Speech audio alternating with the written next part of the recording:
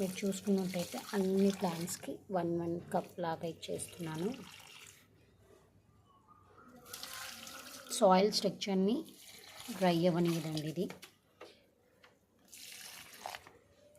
Soil యొక్క వాల్యూమ్ని, pH బ్యాలెన్స్ని చక్కగా ఉంచుతుంది.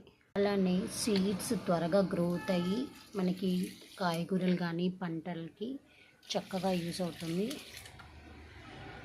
చూడండి, అన్నిటికీ ఇచ్చేస్తున్నాను.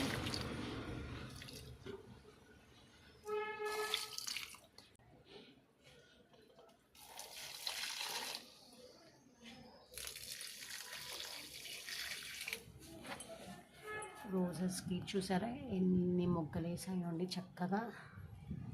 ఇటు సైడ్ కూడా చూసుకోవచ్చు, కింద కూడా చూసుకోవచ్చు, ఈ కింద కూడా చూసుకోవచ్చు. సో వీటన్ని కూడా ఇచ్చేస్తున్నాను.